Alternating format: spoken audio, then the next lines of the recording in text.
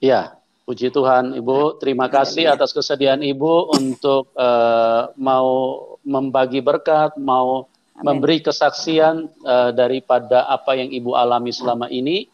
Dan untuknya kita sambut Ibu Fadila dan ruang dan waktu kami beri kesempatan kepada Ibu untuk memberi kesaksian bagi banyak orang, bagi banyak penonton YouTube yang sudah dengan begitu haus, begitu rindu untuk mendengarkan kesaksian Ibu. Monggo Ibu, silakan Bu Fadila. Shalom Aleichem Besem Hamasiah. Salam sejahtera buat seluruh umat manusia di muka bumi ini, terutama yang sudah percaya akan Yesus Kristus, bahwa Dialah Juru Selamat, Dialah Tuhan yang agung. Nama saya Fadilah Barakbah, Segaf Barakbah. Saya lahir dari keluarga Habib. Saya dari kecil sampai di usia 35 saya ya memang keturunan Muslim. Dari kecil didikan Muslim, pesantren kental dengan saya. Saya itu 8 bersaudara, tapi kakak saya nomor 1 meninggal dunia. Jadi kami 7 bersaudara. Saya anak nomor 4. Nah, dari kecil saya memang sangat respect sekali dan sangat memang kental keislaman saya. Di antara 7 bersaudara ini memang disebut paling kental itu saya tentang keagamaan dari kecil. Saya itu diberikan Tuhan kelebihan bisa khatam Al-Quran usia 5 tahun. Pada masa itu sangat luar biasa anak usia 5 tahun bisa khatam Al-Quran pada masa itu. Dan saya diarak dan waktu kecil senang sekali ya hal-hal seperti itu. Diulu-ulukan saudara, teman, dan selain sebagainya. SD negeri biasa, saya di Provinsi Jambi ya. Saya asli Jambi, tapi kakek saya ada turunan Arab juga karena habaib. Kemudian kakek saya tuh kurang bisa berbahasa Indonesia. Jadi keseharian kami kalau dengan njit, saya njit panggilnya ya Pak ya. Pastor ya, kalau kakek tuh njit tuh kurang bisa bahasa Indonesianya, kurang fasih. Jadi ketika dari usia 5 tahun saya khatam Al-Quran itu, saya itu, bapak saya sangat menyayangi saya karena keluar biasaan saya dengan Al-Quran ini. Saya bisa mengajikannya. Kalau kita mazmur ya, kalau di Kristen Koptik memazmurkan ayat-ayat itu dengan nada lantunan nada yang luar biasa. Saya pun juara MTQ ketika itu. Saya masih dari kelas 4 sampai kelas 5 waktu itu SD. Saya juara MTQ sampai nasional. Nasional itu tingkat anak-anak. Kalau sekarang itu MTQ itu luar biasa, Pastor. Perkembangannya ada mungkin kalau zaman saya itu paling murotal dan tilawah. Kebetulan begitu saya SD kelas 6 itu ada lagi satu masuk tahfiz. Tahfiz itu hafal Al-Quran, penghafal Al-Quran. Nah, tapi waktu zaman saya itu tingkat anak-anak nggak ada, adanya tingkat remaja dan dewasa itu tahfiz. Jadi ada berbagai macam cara melantunkan ayat Al-Quran itu. Nah, kemudian SD saya seperti biasa anak-anak, pagi saya sekolah, sore saya sekolah madrasah waktu itu. Wajib di keluarga saya. Nah, singkat cerita, masuk SMP saya masuk saya masuk sanawiyah, kemudian SMA, baru saya masukkan pesantren sama orang tua saya. Bapak saya sangat berharap sekali di pesantren ini saya bisa melanjutkan kegigihan saya waktu itu mengupas keagamaan ini lebih dalam lagi, berharap seperti itu. Nah, di pesantren ini saya dididik, ternyata kata Buya saya bilang, ternyata saya masukkan pesantren karena keluarga saya keluarga ini ya, keluarga sufi, keluarga NU kental ya. Nah, walaupun NU kental, akan tetapi mereka tidak serta-merta memahami tapi tidak serta-merta menerima bahwa Yesus ada ilah, Yesus adalah Robbi, itu belum sama sekali. Belum bisa. Sampai saat ini pun belum bisa, walaupun mereka Islam Nusantara, Islam moderat, tapi masih belum bisa untuk menerima hal itu. Begitu berjalannya waktu, saya di pondok pesantren yang radikal sebenarnya. Cabangnya itu radikal sekali, anti Amerika, anti Kristen, anti pemerintah kala itu. Nah, saya dimasukkanlah dogma-dogma seperti itu. Ketika saya pulang dari pesantren, pulang ke Jambi, pesantrennya tidak di provinsi Jambi, Pastor, jadi di provinsi lain. Itu saya ceritakan keradikalan saya kepada orang tua. Itu saya sudah pakai cadar waktu itu. Saya pakai cadar itu selama 6 tahun. Iya.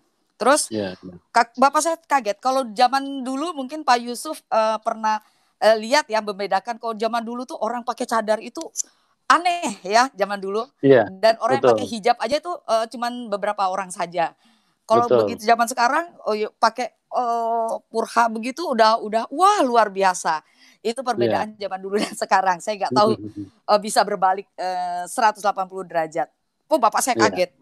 Kenapa kamu jadi begini, kata gitu. Saya ceritakan, wah begitu luar biasa saya menceritakan keradikalan saya, anti Amerika, anti pemerintah, anti segala macam. Itu bapak saya kaget. Saya salah masukkan kamu pesantren kayaknya. Akhirnya berjalannya waktu, saya dipersiapkan sebenarnya sama orang tua saya untuk belajar detail tentang agama Islam dan untuk belajar detail tentang perbandingan agama. Nah, di SMA saya tidak begitu mengakar ya untuk bisa tahu detail tentang kekristenan. Hanya mendengar selentingan orang gosip-gosip, rumors yang selama ini yang waktu itu saya terima. Bahwasanya Kristen itu seperti ini, Kristenisasi itu seperti ini, Kristen itu begini begitu.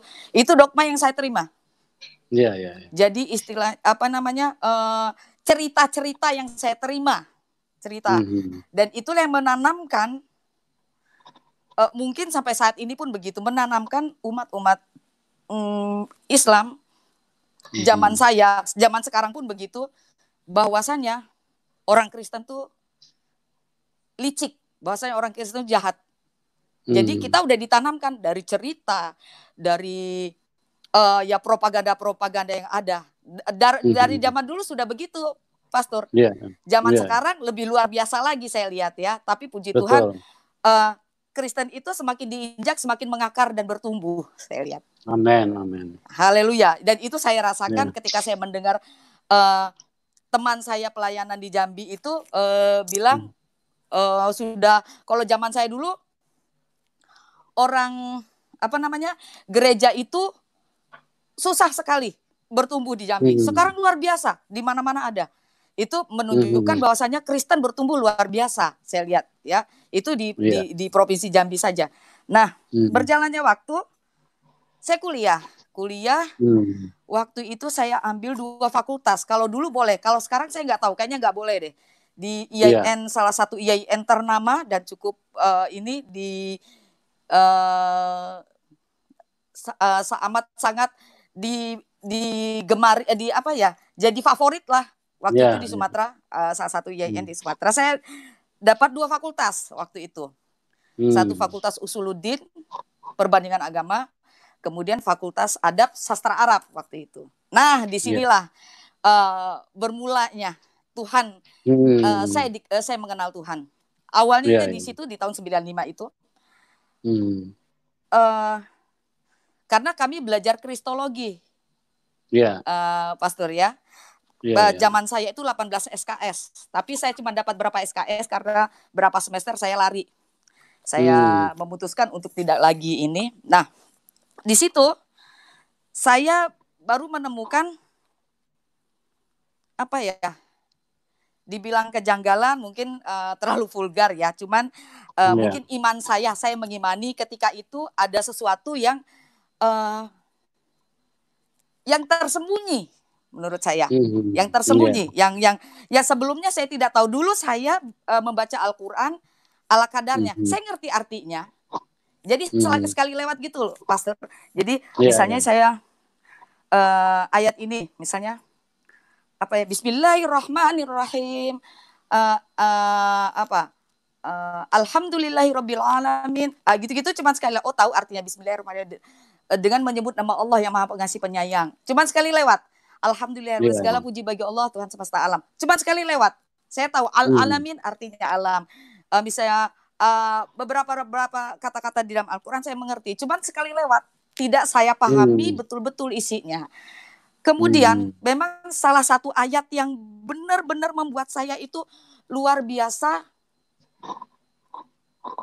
Perkenalan saya mula-mula, ta'aruf saya mula-mula dengan Yesus ini luar biasa di surat Az-Zukhruf ayat 61 yang bunyi wa innahu la ilmul lis-saati fala tamtarunna biha wattabi'unni hadza shiratal mustaqim.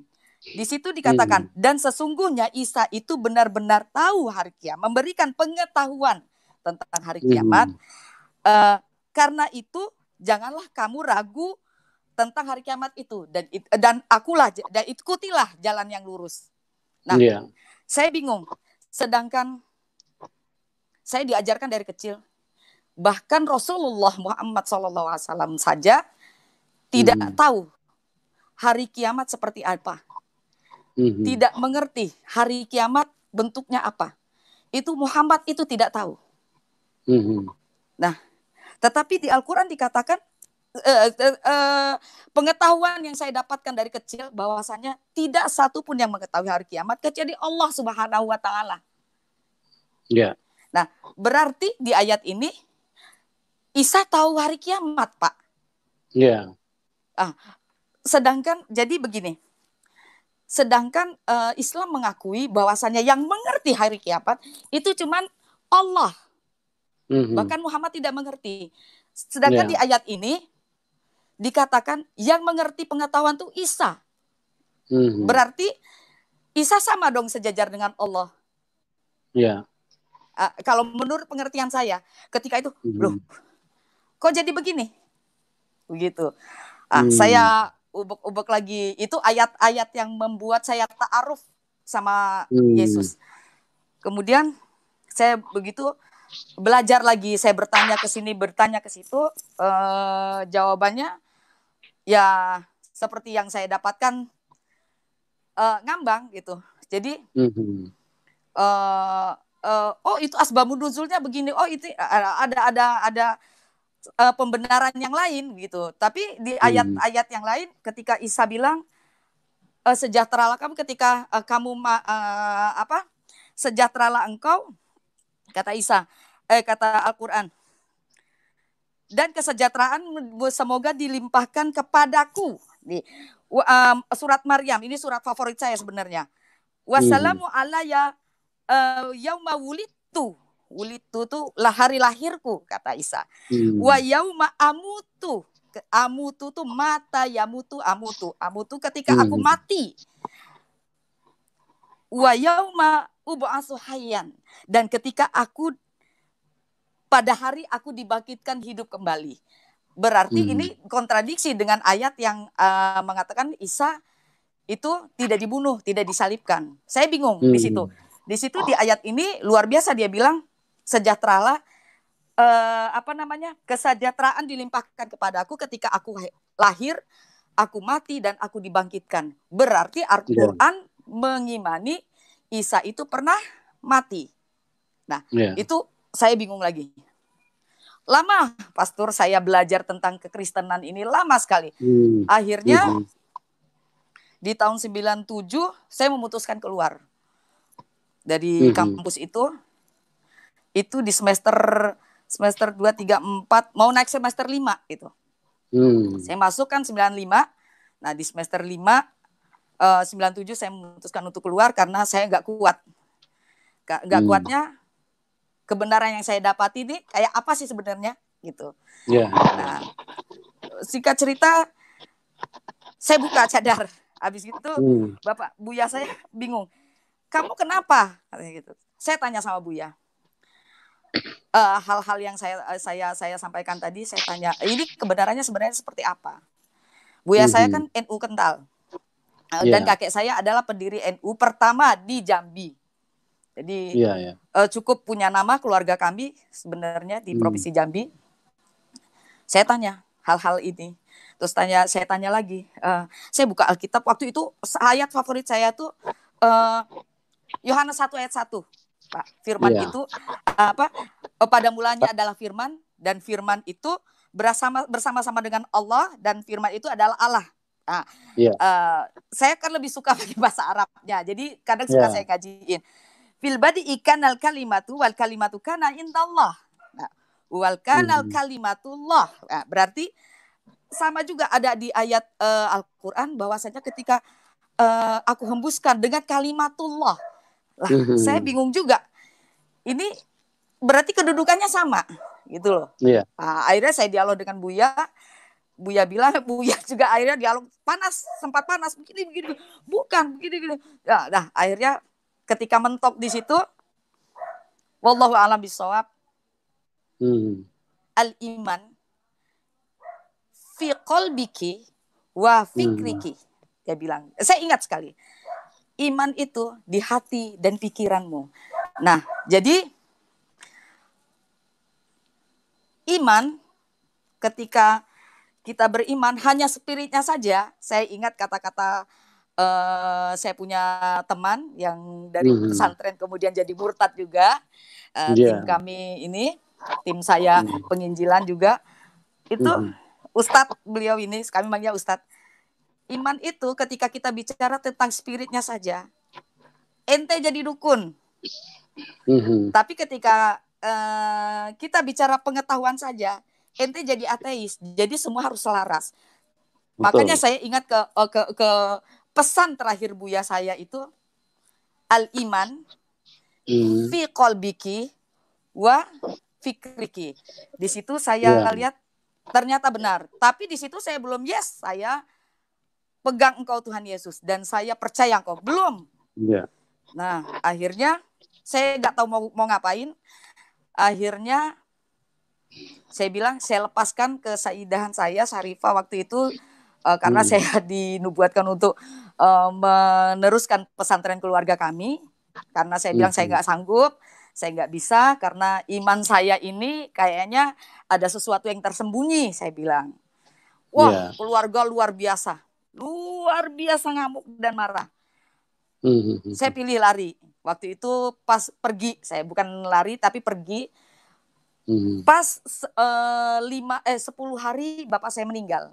Bapak saya meninggal pun itu saya yang rawat beliau memang karena ke kamar mandi sekali stroke kan. Dan beliau bilang saya mau bertemu Fadilah. Akhirnya dia genggam tangan saya kalau stroke, karena stroke udah luar biasa parah. Beliau nggak bisa ngomong. Terus begitu ketemu saya beliau nangis, cuman kata-kata sebelum beliau meninggal ketika masih bicara normal itulah yang tetap saya ingat sampai saat ini, bahwasanya itulah iman. Nah, ketika bapak saya meninggal 10 hari saya berangkat, saya memutuskan nggak tahu mau kemana, saya memutuskan untuk ke Jawa, ke Jogja kala itu. Saya nggak tahu mau ngapain. Abang saya ada di Jogja juga, kuliah di Muhammadiyah waktu itu. Abang saya agak marah juga. Karena pas saya pergi ke Jogja, abang saya masih di Jambi karena ngurus masih ada tahlilan sampai 40 hari segala macam gitu.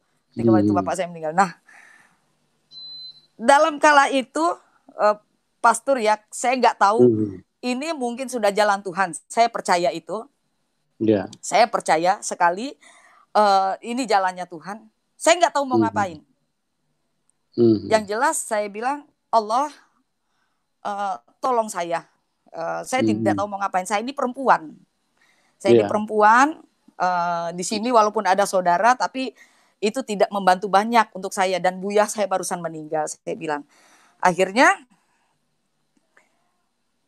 dalam kebingungan, saya iseng awalnya. Pastor. Iseng masuk ke salah satu kampus seni di Jogja waktu itu. Padahal kampus seni itu susahnya luar biasa untuk kita masuk ke sana, apalagi jurusan musik. Saya nggak tahu mau ngapain. Jurusan musik lolos, puji Tuhan. Tetapi pada itu saya masih ngorek-ngorek Kristen ini sebenarnya. Esensi musik di dalam Kristen itu apa? Saya belajar tentang gospel, saya belajar tentang Gregorian waktu itu. Dan sejarahnya. Luar biasa. Terus saya di situ kan kami wajib ada mata kuliah yang wajib saya menyanyikan lagu-lagu klasik yang bertemakan tentang memang Ave Maria, lagu-lagu klasik Katolik Romawi kan harus itu wajib. Nah, berjalannya waktu karena di kampus ini banyak orang Kristen kan ya, sudah pasti. Saya itu satu kos sama orang Kristen, satu kamar kan berdua waktu itu sama orang Kristen.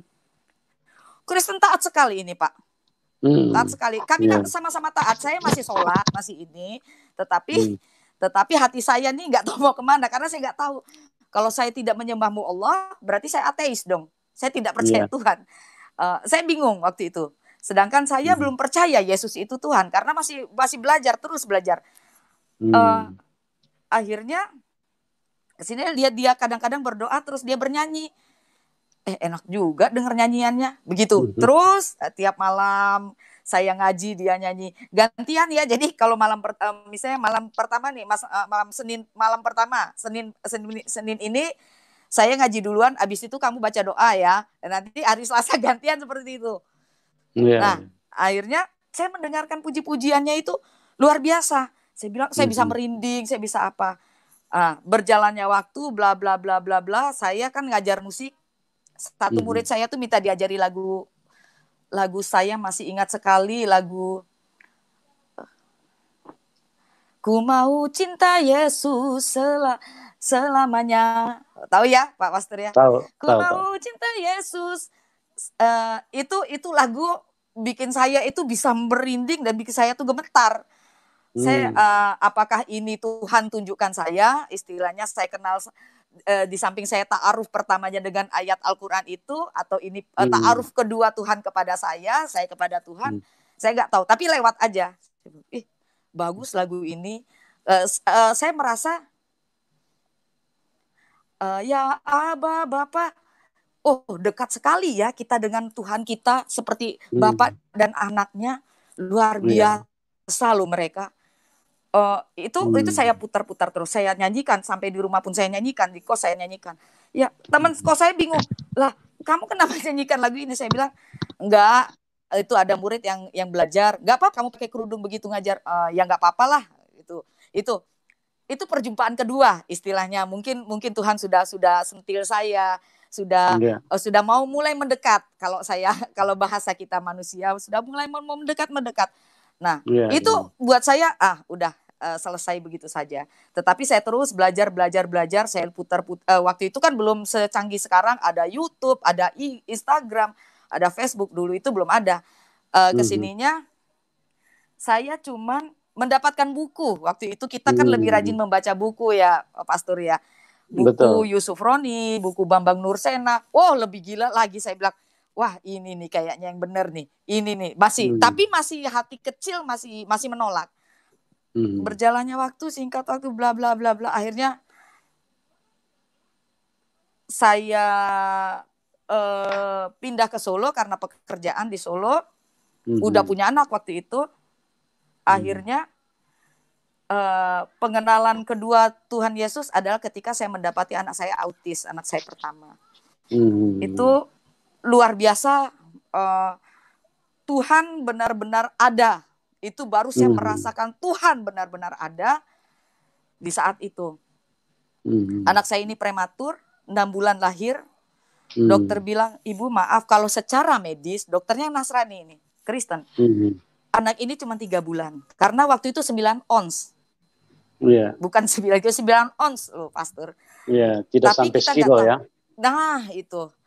Tapi kita tidak tahu rencana Tuhan, Ibu. Ibu mengimani saja dengan agama Ibu bahwasanya anak Ibu akan bisa normal seperti anak-anak lain. Terus akhirnya saya terus bacakan Yasin, terus pokoknya bacakan ayat kursi, ayat-ayat Al-Waqiah, semua surat saya, surat-surat yang diagungkan itu saya bacakan tiap hari untuk anak saya. Malah turun, 1 minggu turun 1 on.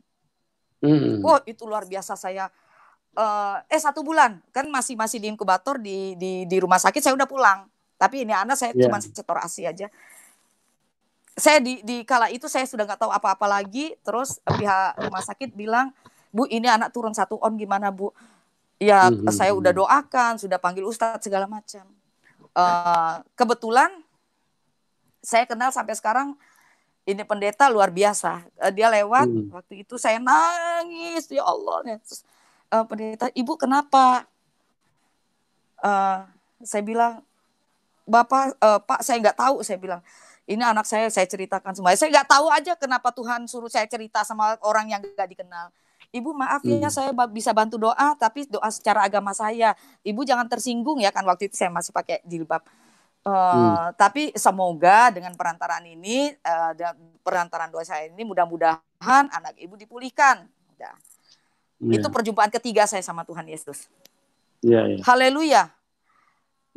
Bapak itu udah doa, saya amin-amin aja. Dia doa ini, doa dengan secara Kristen, udah, Ibu yang sabar ya, semoga ada petunjuk dari Tuhan. Gitu. Ya terima kasih Pak, saya bilang gitu. Udah, Pak Yusuf, waktu itu kan, waktu turun 1 on itu anak saya nggak nangis, nggak bisa nangis, nangisnya kecil sekali, udah gitu nggak bisa gerak, jadi stuck aja badannya begini, tapi nafasnya ada. Itu setelah nggak ada 1 jam, sekitar mungkin 35 menitan itu anak saya itu nangis, badannya gerak semua, merah semua, tadinya kuning semua. Saya kaget, saya melompat itu. Cuman itu belum saya mengimani. Mungkin saya bilang ini mungkin inilah kebetulan saja, saya bilang. Nah, kemudian saya belajar lagi. Setelah itu sempat vakum saya belajar, Pak Pastor ya, sempat vakum. Kemudian melihat mujizat seperti itu, saya belajar lagi deh, saya gitu.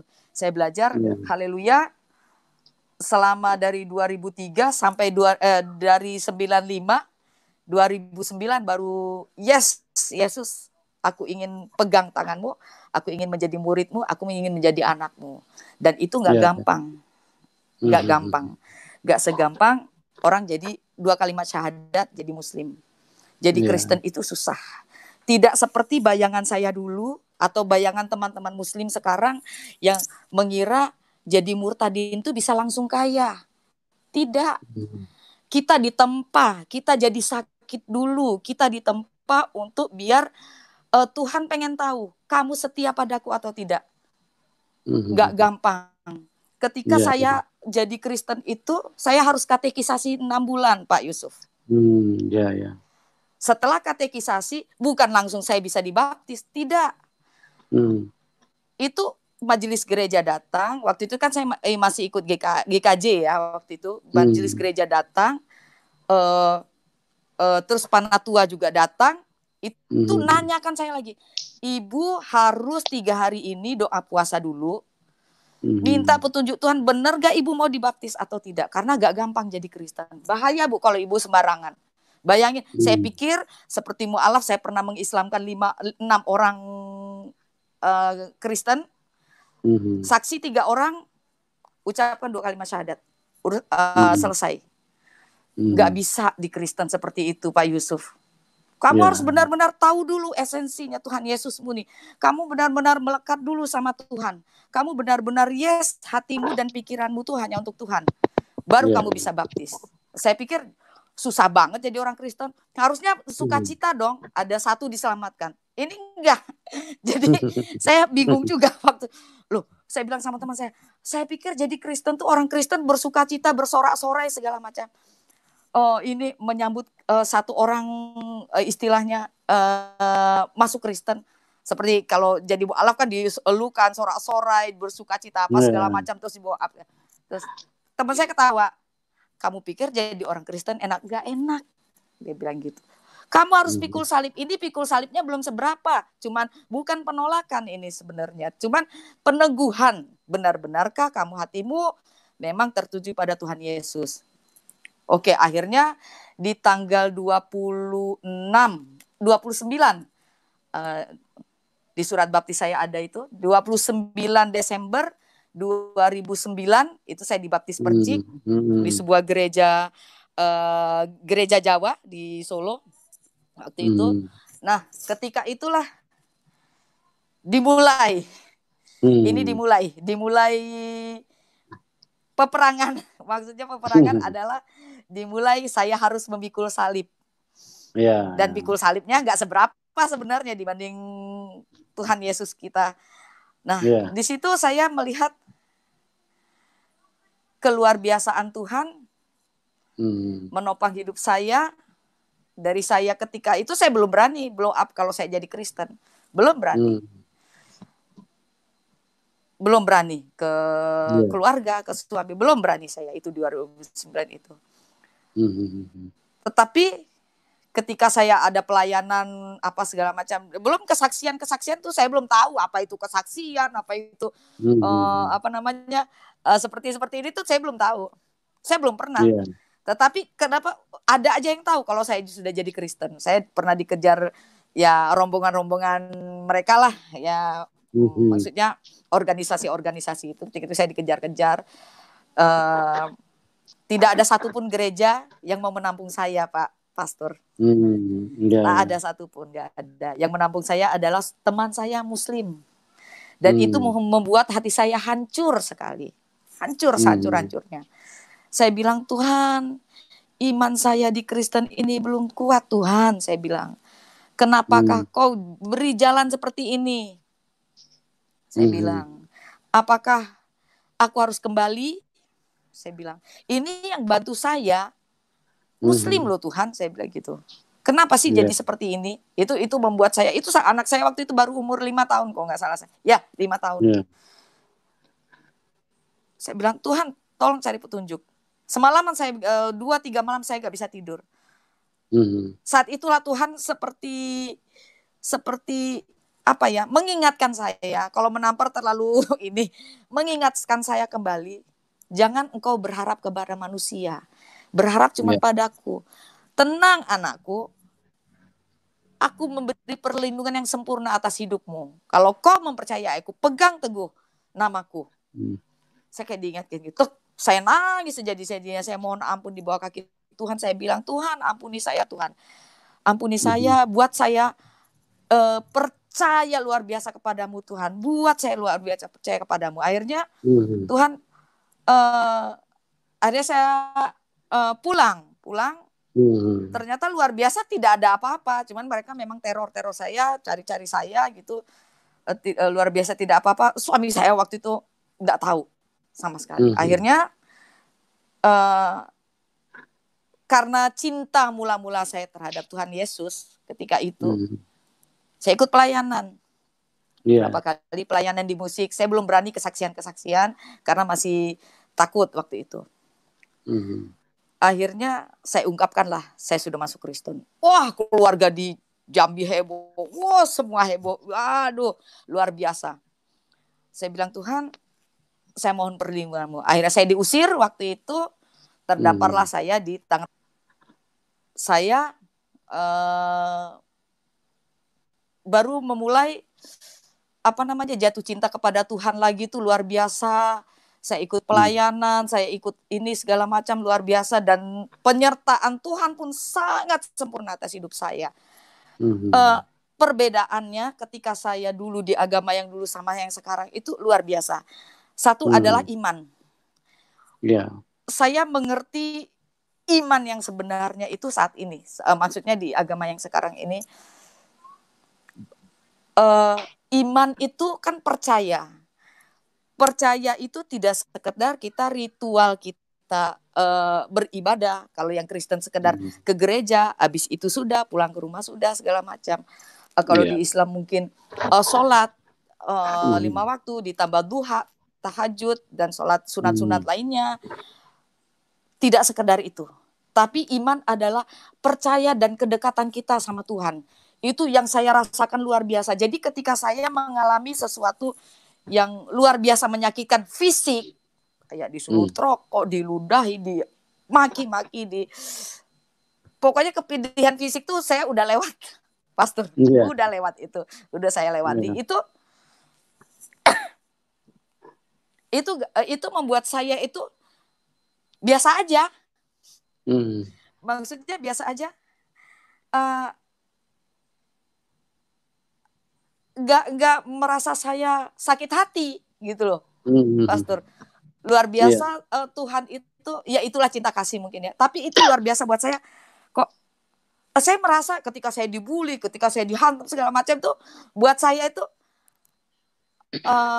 kayak kesandung batu, abis itu selesai, berdiri selesai gitu doang. Jadi nggak ada rasa sakit hati ketika Tuhan Yesus dicaci maki, sakit hati nggak ada waktu itu. Menurut saya merasa kesakitan fisik yang saya rasakan itu nggak ada apa-apanya. Jadi saya merasa biasa saja. Terus juga secara ini juga saya merasa misalnya nih, saya dalam pergumulan apa, misalnya ekonomi atau saya kekurangan apa gitu. Kalau dulu saya, begitu ini saya tahajud, saya minta segala macam, menangis segala macam, sholat ini, sholat itu segala macam. Kalau sekarang tuh cuman saya bersimpuh di kaki Tuhan, Tuhan, saya percaya penyertaan-Mu sempurna atas hidup saya, dan saya percaya waktu-Mu adalah waktu yang tepat, tidak telat dan tidak pun kecepatan. Jadi saya yakin tepat pada waktunya Kau akan bantu saya. Puji Tuhan. Kalau ketika kita imani itu, Pastor ya, Tuhan memberikan lebih dari yang kita, dan lebih dari ekspektasi kita. Jadi Tuhan. Amin. Itu yang saya sangat luar biasa. Iman yang namanya percaya tuh nggak, esensi kata percaya itu saya mudah-mudahan saudara-saudara Kristen nih terutama nih, kata percaya itu tidak diimani dengan mulut, tidak diimani dengan keluar dari bibir, aku percaya, dan tidak mengimani dengan ritual-ritual semata, tidak bisa seperti itu. Jadi benar-benar hati dan pikiran kita, ya Tuhan, Kau luar biasa. Itu yang susah kita dapatkan, begitu Pastor. Betul. Mungkin kalau kesaksian saya yang ini banyak sekali, saya merasa kalau enggak mau vulgar, saya kalau dibully ini fisik segala macam itu sudah makanan dulu. Tapi puji Tuhan, haleluya, saat ini keluarga saya pun yang tahu saya Kristen menerima saya, itu aja udah lebih dari cukup buat saya. Tapi ketika mereka ingin mengajak diskusi saya segala macam, saya membuka hati, dari dulu juga membuka hati, tapi tidak secara langsung, ayo kita diskusi, enggak. Ketika mereka menerima saya dengan lapang hati dan mau berdialog, itu buat saya di luar ekspektasi saya, Tuhan berikan begitu. Satu hal saya ingin meluruskan sebenarnya ini, Pastor ya. Ya, silakan Ibu. Umat kita, saudara-saudara kita kaum Kedar Nebayot ini selalu berpikir sama seperti saya dulu. Orang Kristen itu zalim, orang Kristen itu licik, orang Kristen itu kalau lu masuk Kristen, lu jadi murtad di Kristen itu, lu akan bahagia. Segala fasilitas kamu akan diberikan. Saya ingatkan kepada saudara-saudara ya, sama sekali tidak benar. Pastor, karena dari kecil sampai dewasa saya diberikan dogma-dogma seperti itu, bahwa orang Kristen itu begini, orang. Dan saya lihat ya, saya merasakan sebelum saya Kristen, saya ngelihat teman-teman ya yang Kristen, murid-murid saya yang Kristen itu mengasihi saya luar biasa. Mereka tidak pernah, ini loh Alkitab, ini loh ini loh katanya air suci segala macam, nggak pernah tuh. Saya tidak pernah. Bahkan ketika saya puasa, mereka kasih takjil saya. Ketika saya puasa, Bahkan ketika saya mau lebaran, mereka kirim THR buat saya. Ketika saya misalnya pas mengajar di rumah mereka itu, suara azan, Miss berhenti dulu dong kita belajarnya, Miss mau sholat. Saya tuh disediakan sajadah mukena untuk sholat, Pastor.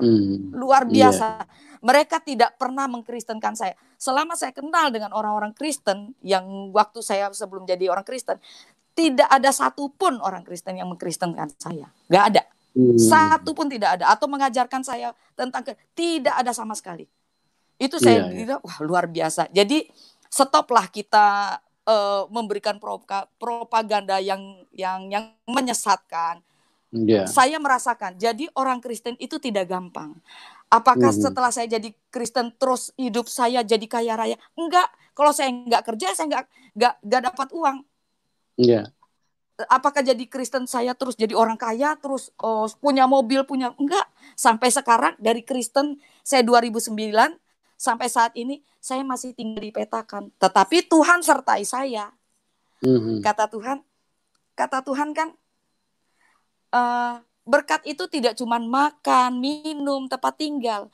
Tapi ketika hidupmu, kamu merasa hidupmu damai sejahtera, kamu merasa hidupmu tuh dilengkapi dengan sesuatu hal yang menjadikanmu bahagia, itulah sebenarnya berkat yang sebenarnya. Jadi stop kita memberikan cerita-cerita hoax. Saya rasa kaum murtadin yang selain saya juga merasakan hal yang sama seperti saya. Sampai saat ini saya tetap bekerja keras. Di samping saya pelayanan, saya juga bekerja. Di masa COVID begini, pemasukan berkurang, saya juga merasakan. Teman-teman murtadin yang lain juga merasakan. Dipikir 2009 sampai sekarang saya tetap ngontrak di petakan. Tidak ada yang kayak orang mungkin kalau teman-teman mualaf langsung blow up terus ini. Saya pun pelayanan underground kadang-kadang ya tidak mesti harus di blow up, dan itulah Kristen yang sesungguhnya. Dan stop sekali lagi mencaci maki, bukan mencaci maki, stop sekali lagi untuk memberi memberi cerita-cerita palsu. Bahwasanya kebanyakan murtad itu karena menikah. Kebanyakan murtad itu karena dia kekurangan uang. Aduh, saya rasa teman-teman saudara murtadin ini justru banyak kehilangan sesuatu, kehilangan jabatan, kehilangan mata pencaharian ketika mereka jadi murtad. Saya yakin sama seperti dengan saya. Tetapi itu sekali lagi saya bilang, iman kita kepada Tuhan, ketika kita imani, Tuhan menjaga hidup kita. Kita imani, Tuhan selalu melindungi, dan Tuhan selalu memberikan memberikan kata Tuhan kan, ketika kamu kehilangan nyawa, aku akan berikan nyawa padamu. Betul. Ketika kamu kehilangan sesuatu, aku akan berikan sesuatu yang itu tuh bukan berbentuk rumah atau berbentuk halnya fisik gitu, berbentuk mungkin uang, bukan itu. Berkat itu bukan cuman begitu. Dan Yesus sendiri kan memang bukan orang kaya raya. Ya, Pak Pastor ya. Yesus sendiri itu sangat sederhana. Tetapi bersama dengan dia, kau akan dikayakan. Kaya itu bukan berarti kaya materi, kaya damai sejahtera, kaya kebahagiaan. Itulah sebenarnya iman yang luar biasa. Ketika kamu mengimani bahwasanya kamu percaya di dalam Kristus, kamu akan berbahagia. Di dalam Kristus damai sejahtera mendampingimu sampai kapanpun, dan kamu percaya bahwa di bumi dan di surga kamu akan diberkati luar biasa. Itu sudah cukup. Saya rasa itu, kalau saya pribadi, sudah lebih dari cukup. Tuhan memberikan saya kehidupan luar biasa. Saya juga puji Tuhan, saya mendapatkan suami juga dulu mantan Muslim. Kami menikah baru 1 tahun. Saya diberikan suami yang luar biasa juga. Itu diberikan keluarga kecil yang luar biasa. Ketika saya hamil, saya ditendang segala macam.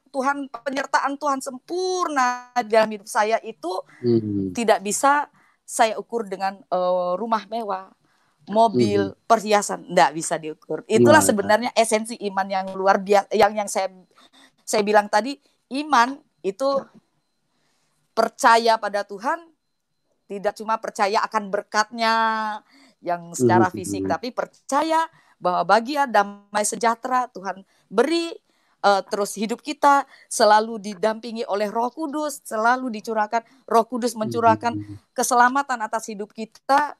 Itu saya merasakan itu luar biasa, lebih luar biasa lagi yang Tuhan berikan. Jadi iman itu tidak bisa dibeli dengan harta. Iman itu tidak bisa dibeli dengan fisik, berkat fisik ya Pak Yusuf ya. Nah, saya rasa saya merasakan, saya merasakan hal itu terjadi di hidup saya. Jadi stop kita berpikir, ayolah, marilah kita semua ini berpikir jernih. Saya pikir juga, saya merasakan teman-teman Murtadin juga merasakan hal yang sama seperti saya. Nggak ada kan, pastor juga tahu, tidak ada di denominasi gereja manapun atau di aras manapun atau PGI sekalipun membantu para murtadin, nggak ada. Betul. Ya Pak ya, saya merasakan tidak ada sama sekali. Kamu mau pelayanan, ini tempatnya. Kamu mau ikut Tuhan, percayai Tuhan bahwa Tuhan Yesus adalah juru selamat. Itu pribadimu dengan Tuhan, kedekatanmu dengan Tuhan. Masalah kamu itu, ya kamu harus bekerja biar mendapatkan sesuatu, gitu aja. Saya jadi selama ini saya juga sering, kamu lihat hidup saya. Apakah saya jadi murtad langsung kaya raya? Enggak. 2009 loh saya baptis, sekarang 2020, berapa? 11 tahun. Saya masih tetap ngontrak, saya bilang. Saya masih tetap hidup sederhana. Tapi saya diberkati luar biasa oleh Tuhan. Itulah iman, saya bilang. Jadi stop, tidak ada yang namanya denominasi gereja manapun menyuplai murtadin ini untuk bisa menjadi kaya. Itu tidak ada. Itu yang harus diluruskan ya Pak, ya Pastor ya, harus kita luruskan. Ya, itu saja kesaksian saya. Sebenarnya masih banyak lagi. Cuman nanti kita beri kesempatan ya Bu untuk kita berinteraksi ya Bu Fadila ya. Karena ya, jadi apa yang disampaikan Ibu Fadila itu sesuatu yang sangat dahsyat. Itu adalah realita bagaimana cara kerja Tuhan untuk menyelamatkan seseorang. Dan menjadi orang Kristen itu tidak mudah, sangat tidak mudah. Karena apa? Karena resikonya sangat besar. Ya, pertama kita akan dikucilkan keluarga, kita mungkin akan kehilangan banyak teman, kita mungkin juga akan kehilangan pekerjaan, kita juga mungkin akan kehilangan kenikmatan-kenikmatan yang mungkin selama ini menjadi fasilitasi dalam hidup kita. Karena memang seperti yang saya sering katakan bahwa mengikut Tuhan Yesus itu tidak mudah dan sangat banyak dibenci orang gitu loh. Ya, karena memang itulah kondisi realita yang orang beriman kepada Tuhan Yesus, dan memang itu Tuhan sudah tuliskan dalam firman bahwa kita kalau mau ikut Dia harus pikul salib dan sangkal diri. Amin. Ya, dan seperti juga yang saya katakan, ada beberapa komentar yang mencurigai, bahkan yang memfitnah dengan program ini, menghadirkan narasumber yang memberi kesaksian bagaimana perjumpaan mereka dengan Tuhan Yesus. Saya difitnah, dibilang mengada-ngada karena sedikit-sedikit ketemu Tuhan Yesus, sedikit-sedikit ketemu Tuhan Yesus. Ya memang itulah cara kerja Tuhan, karena untuk membuat orang percaya kepada Tuhan Yesus itu tidak bisa hanya kata-kata pendeta. Ya, sehebat apapun pendeta bicara kepada orang yang beda iman, beda agama, itu tidak akan mempengaruhi mereka. Bahkan mungkin bukan hanya tidak bisa diterima, tapi mungkin bisa berakibat, bisa dipukul orang atau bisa dimarah orang gitu loh. Pada saat pendeta mau coba bersaksi untuk bicara tentang bagaimana Tuhan Yesus yang bisa menyelamatkan, itu sangat terbantahkan dengan sendirinya. Jadi tidak ada sebuah rekayasa, tidak ada sebuah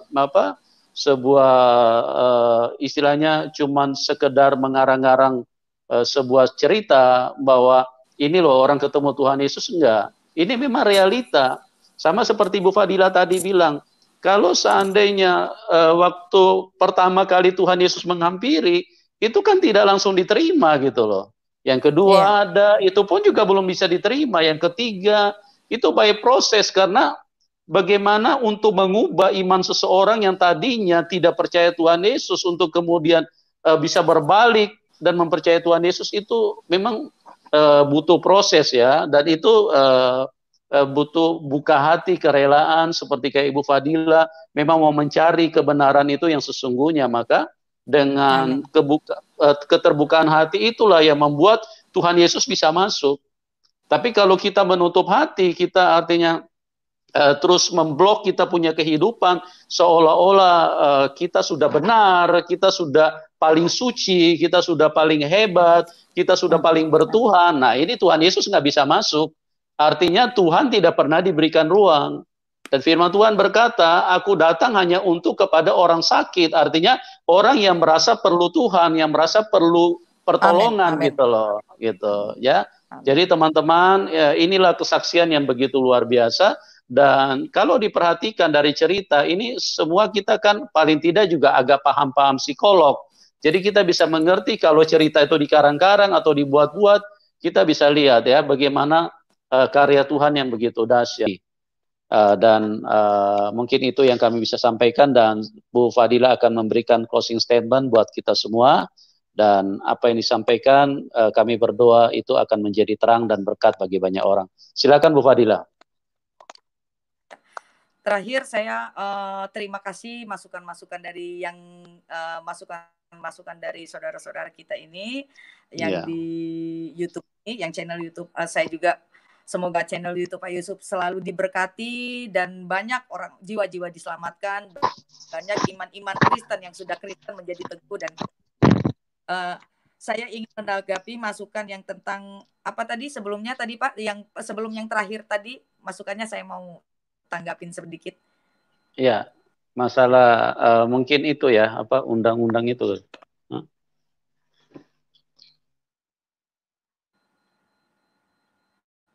Oh ini Bu, apa namanya mengenai 72 bidadari ya? Oh, bukan.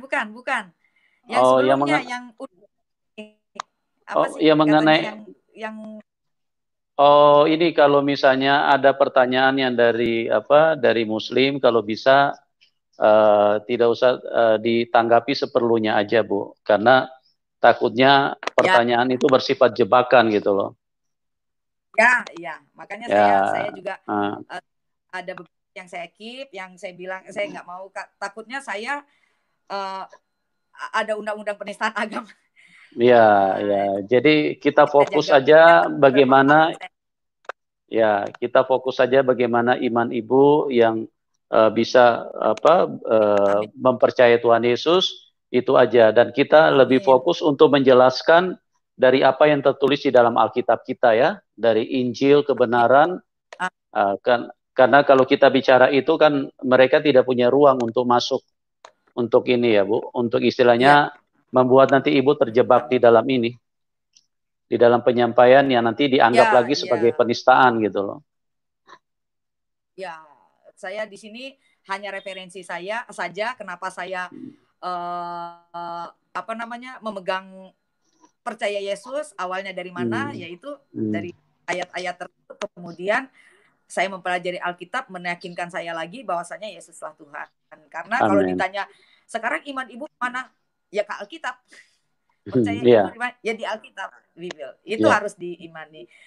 Satu hal saya apa ya, di sini saya bersaksi sekali lagi hanya untuk menyaksikan kebaikan Tuhan Yesus, betapa Tuhan Yesus itu adalah jalan yang lurus, betapa iman kepada Tuhan itu tidak sekedar di mulut, tetapi juga perbuatan kita, tetapi juga hati kita sepenuhnya untuk Tuhan.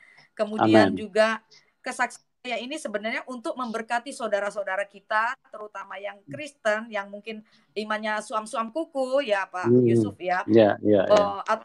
Ada kan banyak sekarang ini yang apa pacaran beda agama kemudian labil karena mendapatkan ini itu sebenarnya penguatannya di situ. Tapi saya juga berharap puji Tuhan, haleluya, saya berharap ini menjadi berkat juga kepada saudara-saudara kita, kaum Kedar Nebayot atau kaum-kaum yang belum mengenal Tuhan Yesus, agar membuka hati mereka, pikiran mereka, dilembutkan hatinya, yang Tuhan menjamah mereka. Karena kalau dengan begini saja, belum tentu mereka, mungkin saya dihujat kan, belum tentu mereka langsung menerima Yesus.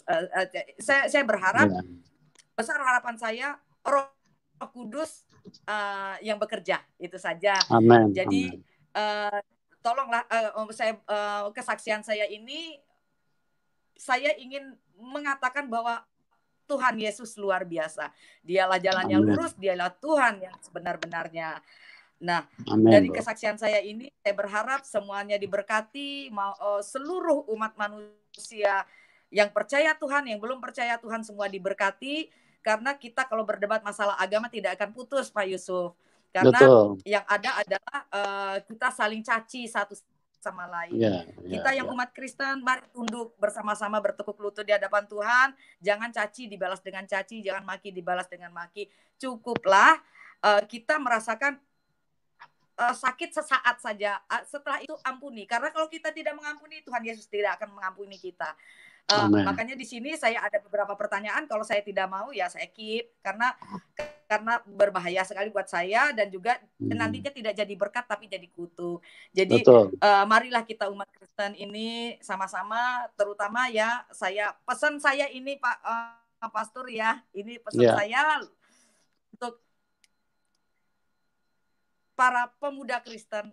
Ayo bangkit, ayo kita belajar, ayo bangkitkan iman kita lebih besar lagi, lebih dalam lagi. Karena yang murtadin, yang latar belakang seperti saya ini tidak cuma saya, banyak, bahkan ribuan. Tetapi mereka luar biasa tawadhu, kalau bahasa saya dulu, dengan Tuhan luar biasa. Jadi ayolah teman-teman muda Kristen untuk bangkit dan kabarkan karya kebesaran Tuhan. Kemudian teguhkan iman kita. Untuk bapak-bapak gereja, lihatlah bahwa banyak yang harus mendapat bimbingan dari bapak-bapak gereja. Janganlah stoplah untuk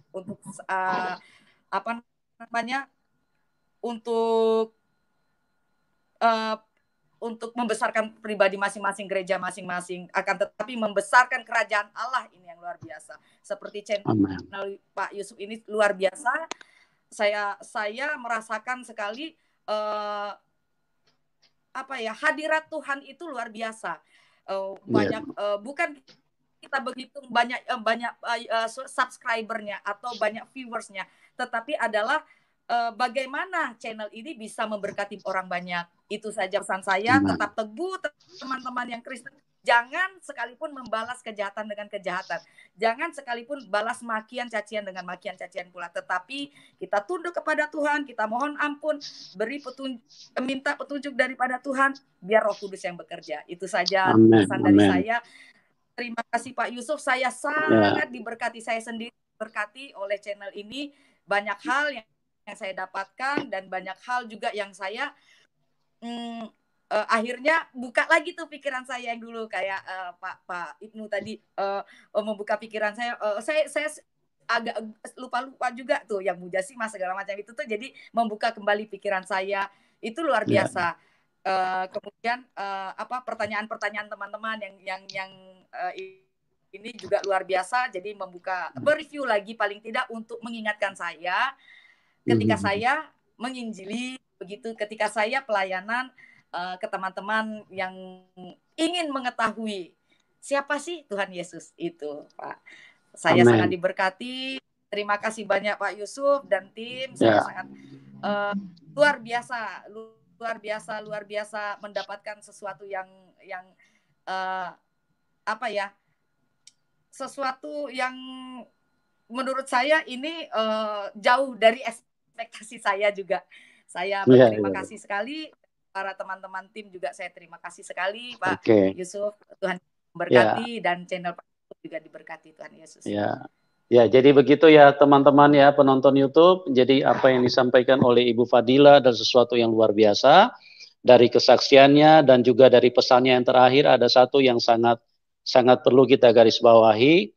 di mana Ibu Fadila mengatakan dari yang murtadin saja begitu semangat untuk memberitakan Injil, begitu bangkit secara luar biasa, bahkan sekalipun mengalami aniaya atau mengalami hal-hal yang tidak mengenakan, tapi mereka dengan roh yang menyala-nyala terus melayani Tuhan Yesus. Nah, bagaimana dengan Anda yang memang sejak lahir sudah Kristen?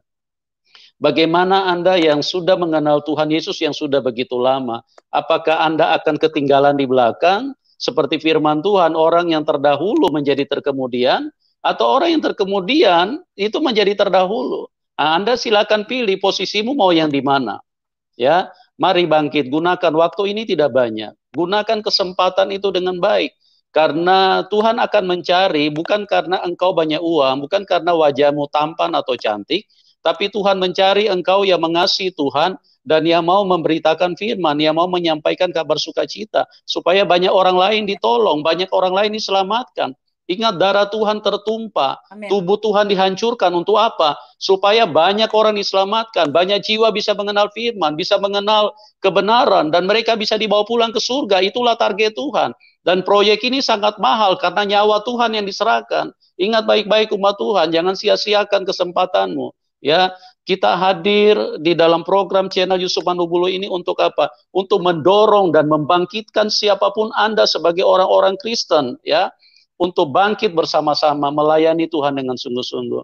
Dan pada kesempatan ini kami juga ingin menyampaikan terima kasih kepada Ibu Fadila, kesaksian Ibu sangat memberkati, dan doa kami buat Ibu dan keluarga terus maju di dalam melayani Tuhan, sekalipun banyak pergumulan, sekalipun banyak tantangan, mungkin aniaya, maju terus Bu, setia, karena langkah kita sudah hampir tiba, sudah hampir selesai, sudah hampir masuk ke dalam kemuliaan yang disediakan Tuhan bagi kita semua.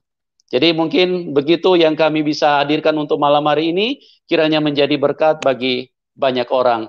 Dan shalom, salam kemenangan buat kita semua. Amin.